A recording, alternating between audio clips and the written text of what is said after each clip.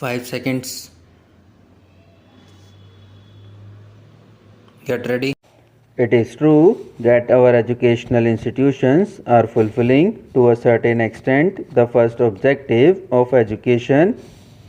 The alumni of these institutions are no doubt being acquainted with some part of the accumulated wisdom of the past generations, but the purpose for which such acquaintance is undertaken, that is to say, to awaken and strengthen and make more capable the individual mind, is not being fulfilled. Our young men and women of the rising generation are not found to be savvy of thought.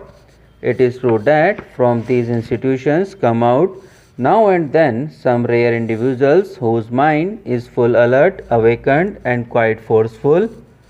But I feel that it would not be proper to say in the name of these few and rare individuals that our present educational institutions are illuminating the heart of man. In my view, there are several reasons for failure in this direction. I may mention here some of the most important.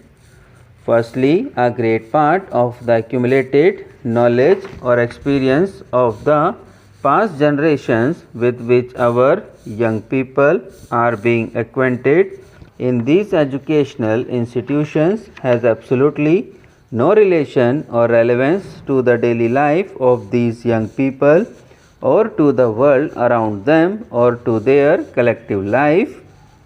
Naturally, this heritage of the past appears to these young people somewhat unmeaningful, useless, and unassimilable. It therefore remains a more burden on their mind, and they forget all about it soon after leaving these institutions. Another reason appears to be that the linguistic medium through which they are acquainted with this accumulated experience of the past is not an element of their daily and collective life. It remains more or less unfamiliar to them in spite of their making all efforts to master it.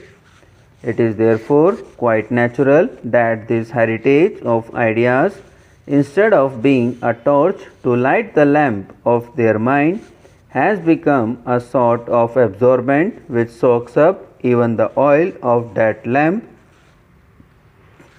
whereas this heritage of the past should have been a lever increasing a thousandfold the capacity of the individual mind. It is in fact a sort of growing, so rendering the latter quite impotent and ineffective. But the story does not end here. Our educational institutions are doing almost nothing to realize the other important objective of education. Our students earn hardly for themselves after education. Even this is not all. Finding their labor for years to be quite useless and fruitless for their own life, many of our youths are becoming victims of blind discontent and anger. They are not able to see a way out. Moreover, they are not even able to acquire a good acquaintance of the heritage of the past with which these institutions seek to familiarize them.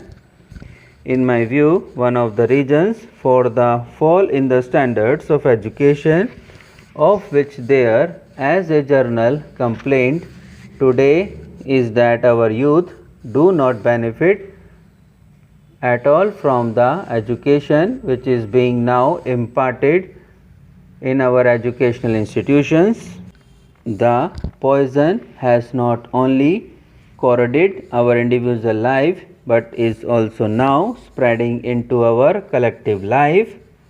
Our present educational system does not concern itself at all with implanting the essential qualities for a collective life amongst our new generation.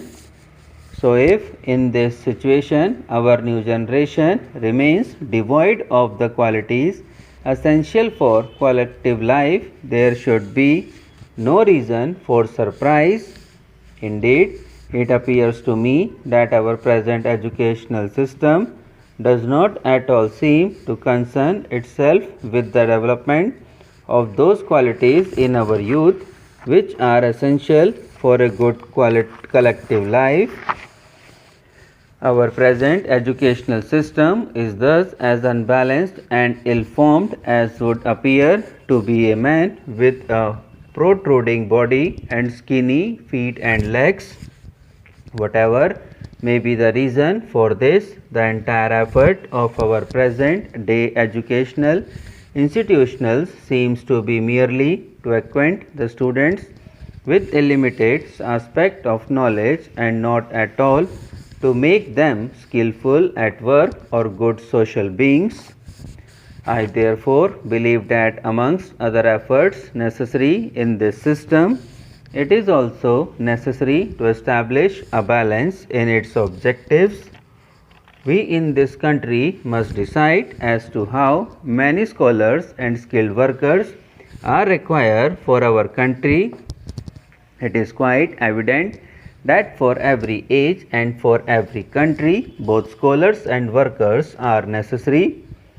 But in the circumstances in which our country is placed today, we are in need of a larger number of skilled workers as compared to more scholars. We have to expand our economic production as early as possible so as to meet the needs of the millions of our countrymen.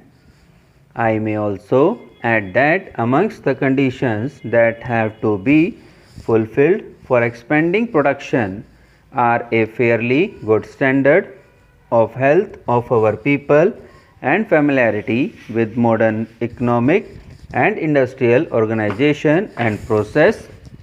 We have to work right now to realize these three objectives as mentioned earlier.